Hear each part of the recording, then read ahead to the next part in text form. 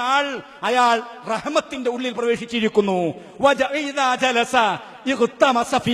അതേ സമയത്ത് ആ രോഗിയുടെ അടുത്ത് ഇരുന്ന് അദ്ദേഹത്തിന് ആശ്വാസം പകരാൻ തുടങ്ങിയാലോ റഹ്മത്തിൽ അദ്ദേഹം മുങ്ങിയിരിക്കുകയാണെന്ന് ഹബീബ് മുഹമ്മദ് റസൂലുള്ളാഹി.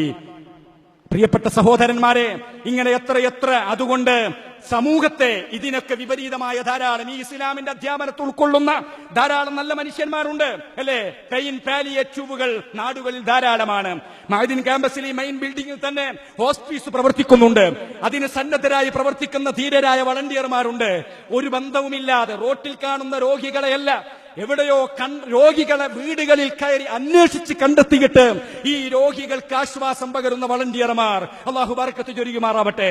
അവരെ ശുശ്രൂഷിക്കുന്ന വളണ്ടിയർമാർ റിയോ ഒളിമ്പിക്സിലും അത്ലറ്റിക് മത്സരം നടക്കുന്ന സമയത്ത് കുതിച്ച് മെഡലിന് വേണ്ടി ഓടുമ്പോ ഒരു പെൺകുട്ടി മറ്റൊരു പെൺകുട്ടിയെ കൂട്ടിയിടിച്ച് വീണപ്പോ ഓട്ടം നിർത്തിയിട്ട് അവളെ എണീപ്പിച്ചത് നമ്മുടെ നാട്ടിലെ പത്രങ്ങളിൽ എഡിറ്റോറിയൽ പോലും എഴുതപ്പെട്ടു.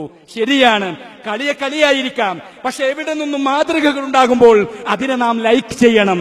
മെഡലിന് വേണ്ടി ഓടുമ്പോഴും അവള് കൂട്ടിയിടിച്ച് നിലത്ത് വീണുപോയ അത്ലറ്റിനെ വിളിച്ചിട്ട് പിന്നെയും ഓടിയ അത്ലറ്റിക് സ്വർണ്ണ മെഡൽ നേടിയവരെക്കാളും ലോകത്ത് ഹൈലൈറ്റ് ചെയ്ത് കാണിക്കപ്പെട്ടു.